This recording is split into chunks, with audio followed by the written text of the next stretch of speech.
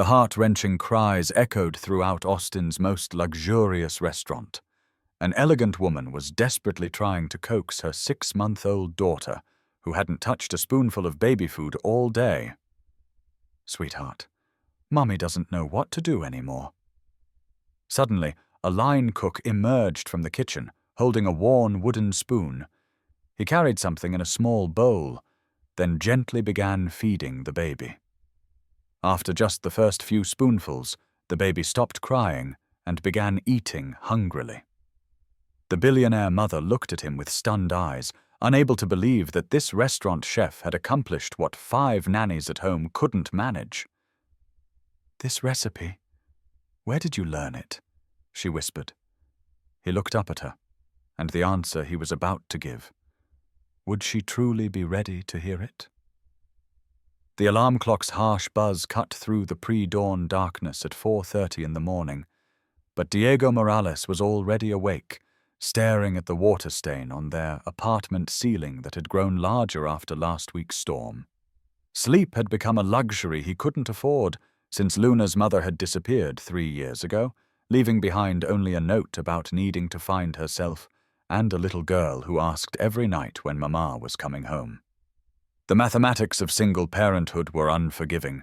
Rent plus groceries plus Luna's school supplies minus a line cook's wages always equaled more month than money, no matter how he rearranged the numbers. Their apartment told the story of careful poverty in every detail. Luna's drawings covered the refrigerator like bright promises of better days, her crayoned masterpieces transforming their cramped kitchen into an art gallery that money couldn't improve. The furniture was second-hand but spotless, each piece chosen more for function than form. On the counter, wrapped in a dish towel that Carmen had embroidered 40 years earlier, sat the wooden spoon that connected Diego to his grandmother's memory and the restaurant that had once been their family's heart. Luna stirred as the coffee maker gurgled to life, her dark eyes opening with the alert awareness of a child who had learned too young that security was fragile and fathers could disappear into 12-hour workdays without warning. "Morning, Papa," she whispered, automatically keeping her voice low for neighbors who worked night shifts and deserved their sleep. She padded to the kitchen in mismatched socks, her hair a tangle that would require careful negotiation with a brush that had seen better years. "You were up again, weren't you? I heard you walking around." Diego knelt to her level, pulling Luna into a hug that smelled of yesterday's kitchen grease and the industrial soap that never quite washed away the scent of other people's dreams.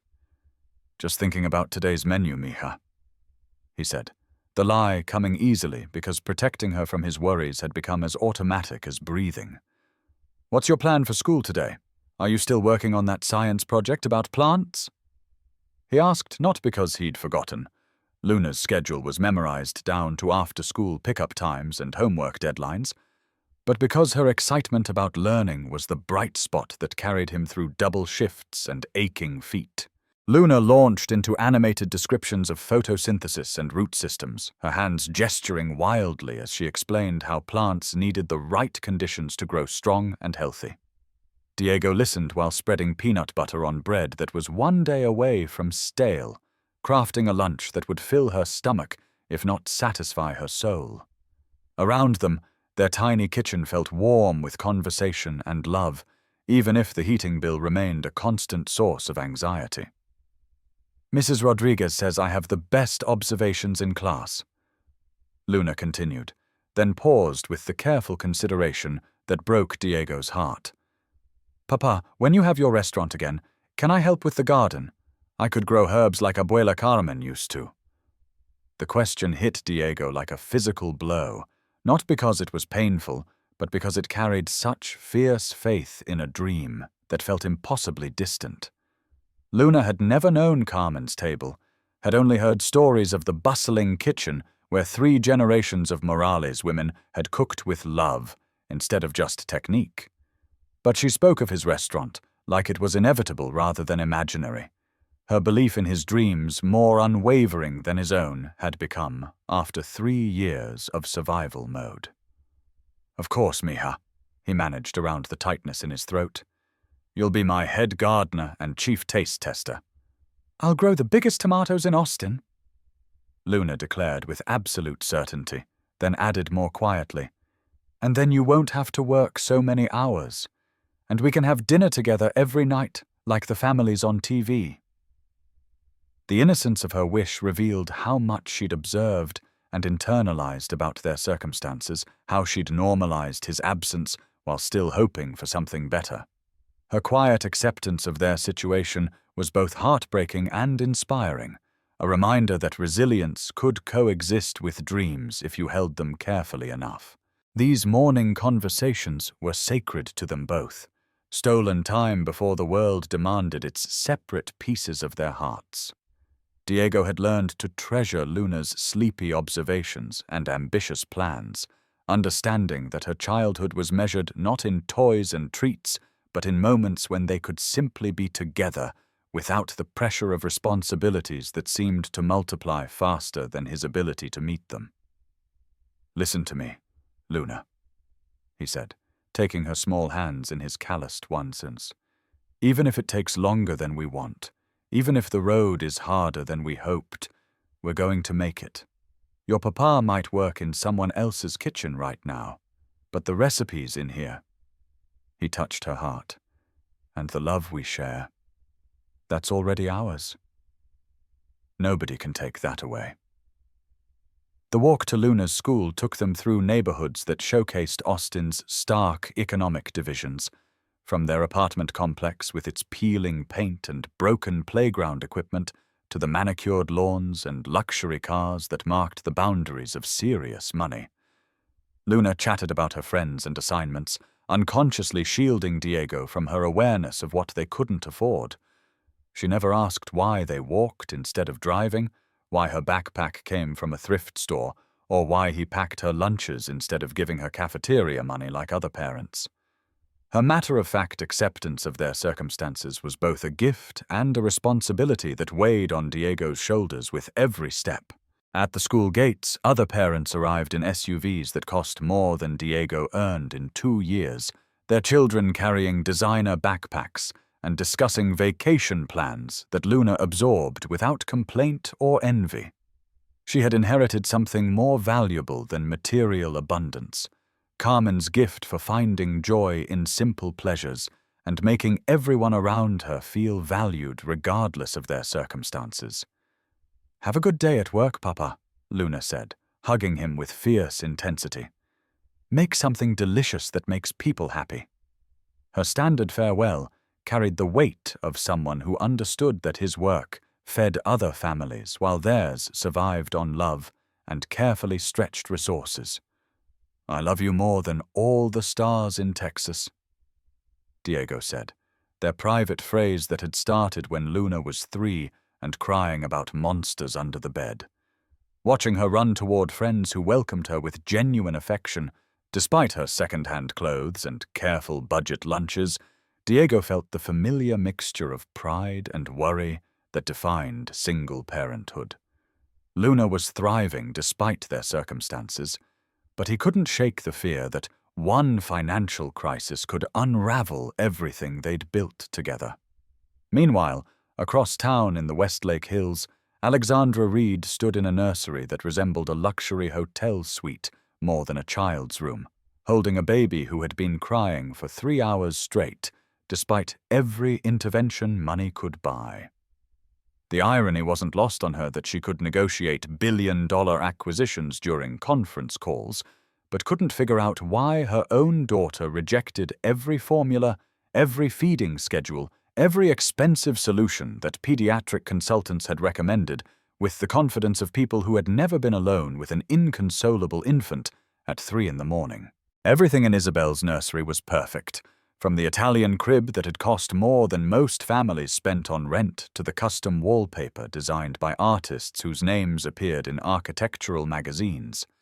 But perfection, Alexandra had learned through 6 months of sleepless nights and professional failures, was no match for a baby who seemed to find no comfort in arms that had built an empire but couldn't provide the simple peace every child deserved. The room felt like a beautiful prison, filled with toys Isabel was too young to use, and furniture that prioritized aesthetics over the warmth that couldn't be purchased. Isabel lay in her arms like a small, furious protest against wealth's limitations, her cries echoing off walls that absorbed sound as efficiently as they absorbed money. 5 nannies had quit in succession, each claiming they'd never encountered such a difficult baby, leaving Alexandra to navigate motherhood with the same strategic planning she applied to hostile takeovers. But crying babies, apparently, were immune to market analysis and quarterly projections, resistant to the kind of systematic solutions that had built her fortune. Alexandra's housekeeper knocked softly before entering the nursery, her expression sympathetic but helpless. "Ms. Reed, the night nanny sent her resignation this morning. She said—" The woman hesitated, clearly uncomfortable with delivering more bad news to an employer who was already stretched beyond her considerable limits. She said Isabel's crying was affecting her other clients, and she couldn't maintain her professional standards under these circumstances. The euphemism couldn't disguise the truth. Even professionals were giving up on a baby who seemed inconsolable. "Thank you, Maria," Alexandra said, with the controlled politeness that had gotten her through years of corporate negotiations where showing weakness meant losing millions. But alone with Isabel, her composure cracked like ice under pressure, revealing the exhaustion and self-doubt that no amount of success could armor against. "What do you need from me?" she whispered to her daughter, her voice breaking with the kind of vulnerability she'd spent decades learning to hide. "I've given you everything money can buy. I've followed every expert's advice. Tell me what I'm missing." The house around them was silent except for Isabel's cries. No siblings playing in adjacent rooms, no extended family dropping by with casseroles and unsolicited advice, no partner to share the overwhelming responsibility of caring for someone so small and needy. Alexandra had built her life around independence and control, but motherhood had revealed the limitations of both. Success in business required vision, strategy, and relentless execution.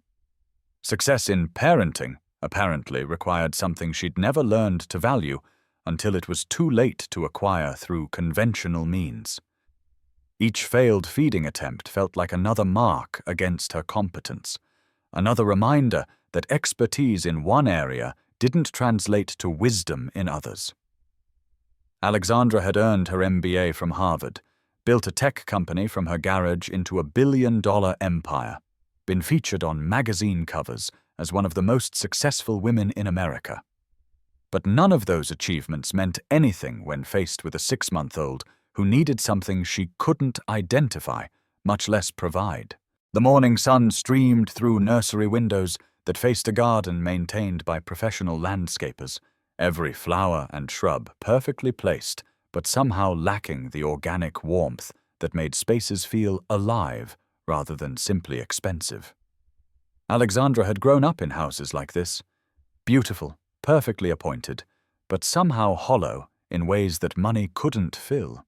She'd sworn her own child would know love and warmth, but Isabel's constant crying suggested that good intentions weren't enough to bridge the gap between providing and nurturing. As morning dissolved into afternoon, Diego moved through his prep work at Pinnacle Bistro with the mechanical precision of someone whose hands knew their tasks well enough to free his mind for more pressing concerns.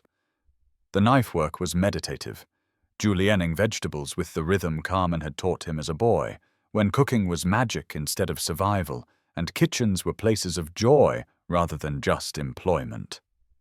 Around him, younger cooks complained about hangovers and weekend plans, while Diego calculated whether he could afford both Luna's field trip permission slip and their electric bill this month. The kitchen's hierarchy was clearly established, with Diego occupying the invisible middle ground between new hires who burned sauces and senior cooks who had given up dreaming of anything better than their current station.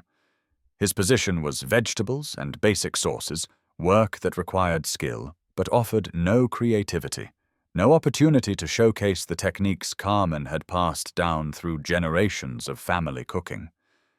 Head chef Frederick Walsh preferred his line cooks efficient and silent, uninterested in their backgrounds or aspirations beyond their ability to execute his menu without variation or personal interpretation. Carmen's wooden spoon hung from Diego's belt loop, a talisman that connected him to better days when he'd owned his own restaurant and cooked with love instead of desperation. The spoon was worn smooth by decades of use, its surface polished by countless meals that had nourished both body and soul. Sometimes, during the most stressful moments of service, Diego would touch it unconsciously, drawing strength from the memory of his grandmother's hands guiding his as they stirred sauces that carried the flavors of home and heritage. "Morales, your knife work is getting sloppy," Frederick announced during the lunch rush, his voice cutting through kitchen noise with practiced authority. The criticism was unfair. Diego's vegetables were consistently perfect, cut with the precision of someone who understood that every element mattered. But challenging Frederick's judgment would mean unemployment, which meant losing Luna to a system that had already taken too much from their family. Diego nodded without argument, understanding that some battles weren't worth fighting when the stakes were survival rather than pride.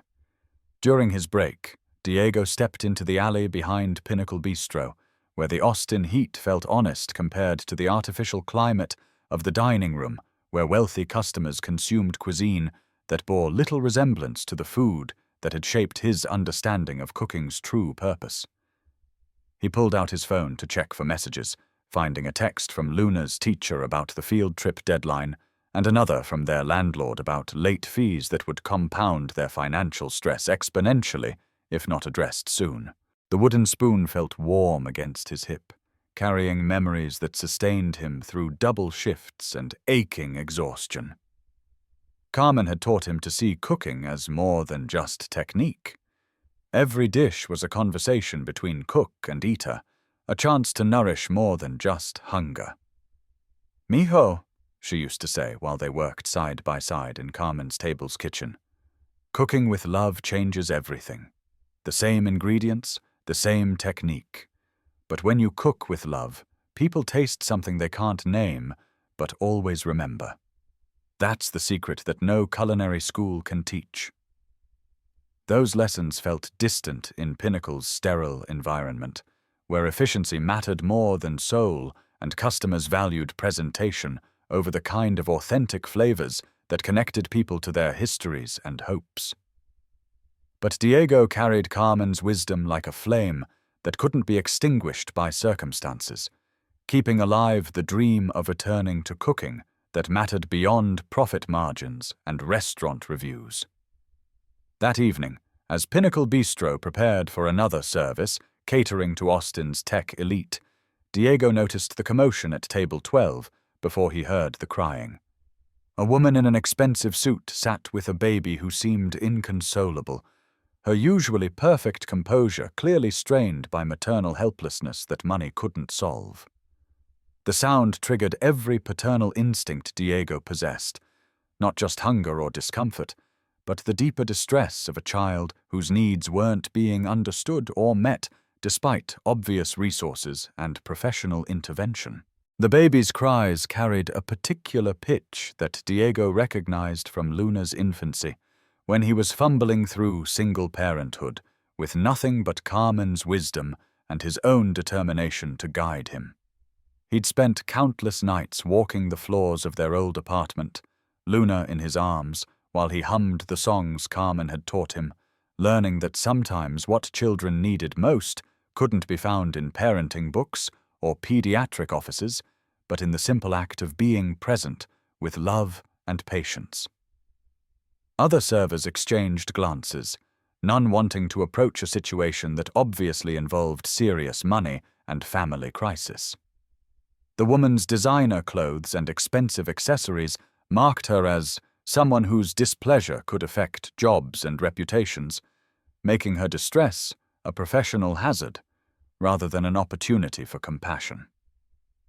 Frederick emerged from his station with jaw set in frustration, clearly viewing the crying baby as a disruption to his carefully orchestrated evening rather than a human being in need of help. "Someone needs to handle that before it drives away our other customers," Frederick announced, his tone suggesting pest control rather than customer service. The other diners were indeed beginning to show signs of irritation, their quiet conversations interrupted by cries that seemed to grow more desperate with each passing minute. The woman at table 12 looked increasingly isolated, her obvious distress making others uncomfortable in the way that privilege often reacted to genuine vulnerability. Diego wiped his hands on his apron, something stirring in his chest that had nothing to do with kitchen protocols and everything to do with recognizing desperation that transcended economic circumstances. He'd seen that look before in his own mirror during Luna's most difficult nights, the helplessness of loving someone whose needs exceeded your knowledge, the exhaustion of trying everything and finding nothing that worked, the fear that your failures might cause lasting harm to someone completely dependent on your care. "I'll take care of it," he said quietly, moving toward the dining room with the kind of purpose that had once built a restaurant from nothing but recipes and determination. Frederick shot him a warning look, clearly preferring that line cooks remain invisible to high-paying customers. But Diego was already untying his apron with hands that moved with sudden urgency. He paused at his station to retrieve something from Carmen's collection.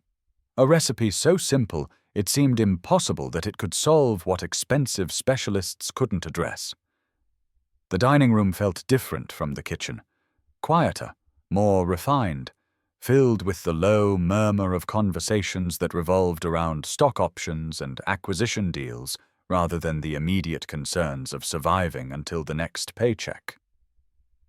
The woman at table 12 looked up as Diego approached, her expression shifting from resignation to surprise at this unexpected intervention from someone who clearly occupied a different economic sphere than her usual circle of advisors and experts. Something in her eyes reminded him of his own reflection during Luna's difficult nights, the bone-deep exhaustion of caring for someone whose needs you couldn't interpret despite overwhelming love and desperation to help. "Excuse me, ma'am," he said softly, his voice cutting through the baby's cries without adding to the chaos. "I couldn't help but notice your little one is having a hard time. Would you mind if I tried something?" His tone carried no judgment, no suggestion that she had failed, just the quiet confidence of someone who had walked this path and understood its particular challenges. Alexandra's first instinct was to politely decline help from restaurant staff, her corporate training suggesting that accepting assistance from employees would create awkward social dynamics. But something in Diego's manner stopped her. This wasn't the rehearsed customer service she'd encountered from pediatric specialists and expensive consultants, but genuine understanding from someone who seemed to recognize exactly what she was experiencing, without judgment or condescension. "I've tried everything," she admitted, her voice barely above a whisper. The confession carried the weight of 6 months of failed attempts and expensive failures, of specialists who had offered theories but no solutions, of nights spent wondering if her inability to comfort her own child marked her as fundamentally unfit for motherhood. 5 different formulas, 3 feeding schedules, specialists from Switzerland. Nothing works. She won't eat for anyone. Diego nodded with the understanding of someone who had walked this path without unlimited resources or professional support networks. "Sometimes the old ways work better than the new ones," he said gently, already moving toward the kitchen, where Carmen's recipes waited in his memory, like tools perfectly suited for this moment. "May I try something my grandmother taught me? It's simple, but it might help." In the kitchen, Diego worked with focused intensity that drew curious glances from his colleagues, measuring ingredients by instinct rather than precise calculation. Rice water, a touch of honey, herbs that carried the memory of countless generations who had soothed crying babies without pediatric specialists or emergency consultations. His hands moved with Carmen's rhythm, her voice echoing in his memory. When a baby cries like that, mijo, they're not just hungry for food. They're hungry for home, for flavors that speak to something deeper than nutrition, something that connects them to the love that made them. The wooden spoon felt warm in his hands as he stirred the mixture, its smooth surface worn by decades of similar moments when simple wisdom had proven more effective than complex solutions. Carmen had used this same recipe to soothe Diego during his own infancy, and later to help him comfort Luna during those first terrifying weeks when he was learning to be both mother and father to a child who needed more than he knew how to give. When he returned to Alexandra's table, carrying a small bowl and Carmen's wooden spoon, the entire dining room seemed to hold its breath. Other customers had abandoned any pretense of not watching, curious to see if this unusual intervention would succeed where expensive solutions had failed. The contrast was stark, a line cook in flour-dusted whites approaching a billionaire's table with nothing but rice water and inherited wisdom, carrying the hopes of someone who had run out of options. Isabel's cries stopped the moment Diego began speaking to her in soft Spanish, his voice carrying the same gentle authority he used with Luna during difficult moments. The change was immediate and startling, as if the sound of his voice triggered some deep recognition that transcended language and circumstance.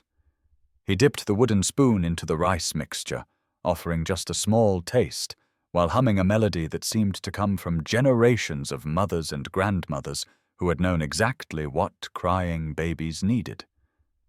The transformation was miraculous. Isabel's eyes focused on Diego's face with sudden interest, her tiny mouth opening to accept the spoon with none of the resistance she'd shown to expensive formulas and specialist recommendations. The rice mixture disappeared spoonful by spoonful, while Isabel made small, satisfied sounds of a child finally receiving what she'd been asking for all along. Her entire body relaxed into contentment, the rigid tension of hunger and frustration melting away with each gentle offering. Alexandra watched in stunned silence, overwhelmed by gratitude and confusion that made coherent speech impossible. Around them, other diners abandoned their meals to witness this unexpected display of practical magic that defied everything she understood about expertise and credentials. The simplicity of the solution felt both humbling and revelatory. After months of expensive failures, her daughter was being saved by rice water and a wooden spoon, administered by someone whose annual salary probably equaled her monthly clothing budget. "How did you—" she began, then stopped, recognizing that the question was bigger than technique or knowledge. This wasn't about cooking skills or pediatric training, but about something more fundamental, the kind of wisdom that came from understanding children's needs on a level that couldn't be taught in medical schools or purchased through consultations. The wooden spoon in Diego's hand was clearly well used, polished smooth by countless meals and feeding sessions that carried stories Alexandra couldn't yet understand, but somehow recognized from some deep place of memory. "Sometimes babies need more than nutrition," Diego said quietly, continuing to feed Isabel with the patient rhythm of someone who had done this many times before. "They need connection, familiar flavors, the taste of home that speaks to something deeper than hunger."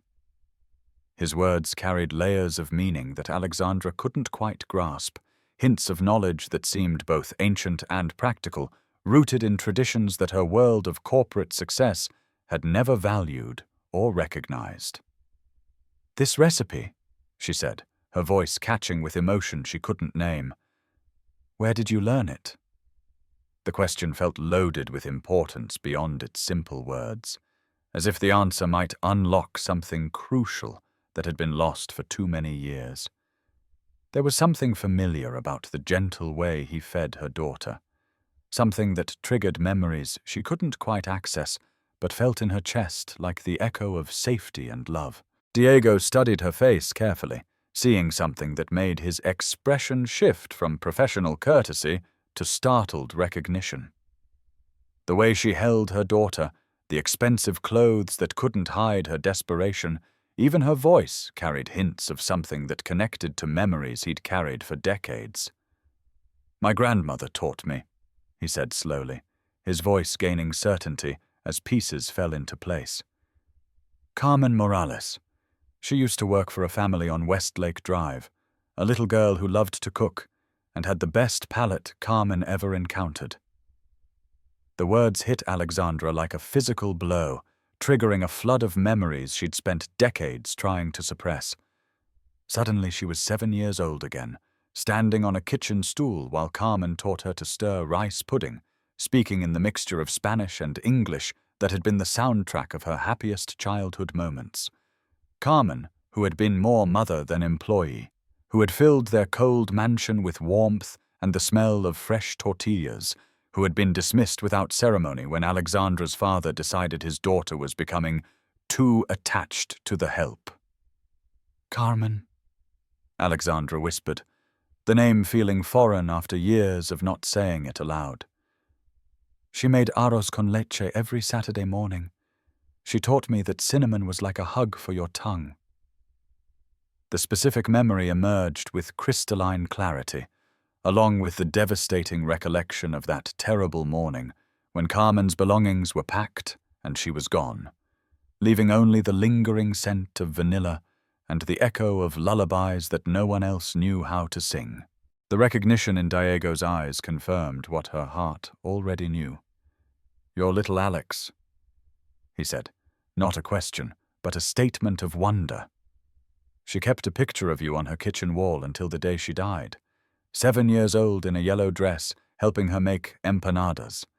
She said you were the daughter she never had, that teaching you to cook was like passing on her soul to someone who would treasure it forever." The revelation shattered something in Alexandra that had been carefully constructed over decades of emotional distance and professional success. Carmen hadn't just been their housekeeper. She'd been the source of every warm memory from Alexandra's childhood, the person who had taught her that food could be comfort and love and connection all at once. After Carmen's dismissal, meals had become silent affairs of proper nutrition and perfect table manners, but never again the joyful celebrations that had made their enormous house feel like home. "I looked for her everywhere," Alexandra said, tears flowing despite her attempts at control. "After my father died, I hired investigators, searched public records, returned to our old neighborhood. I wanted to apologize, to explain that I never wanted her to leave, that losing her was the worst thing that ever happened to me." The confession spilled out in a rush, years of guilt and regret finally finding voice. "I would have given anything to tell her that she was more of a mother to me than anyone else in my life." Diego reached across the table, his flour-dusted hand covering hers with surprising gentleness. "She knew," he said softly, his own eyes bright with tears. "She never stopped talking about you, never stopped hoping you'd remember what she taught you about cooking with love instead of just following recipes. She said the saddest part wasn't losing her job. It was watching a little girl who understood flavors like poetry get turned into someone who only knew business." The conversation continued late into the evening, bridging decades of separation with stories that honored Carmen's memory while healing wounds that had never properly closed. Diego spoke of Carmen's final years, how she'd kept Alexandra's memory alive through recipes and anecdotes, how she'd passed down not just cooking techniques, but the philosophy that every meal was an opportunity to show love. Alexandra shared the emptiness that had followed Carmen's departure, how she'd buried herself in academic achievement and later business success to fill the void left by losing the only person who had ever made her feel truly valued for who she was rather than what she accomplished. 6 months later, Carmen's table reopened in a restored Victorian house in East Austin, its kitchen anchored by a wall-mounted display case containing Carmen's wooden spoon, alongside photographs that told the story of 3 generations united by love and separated only temporarily by circumstance.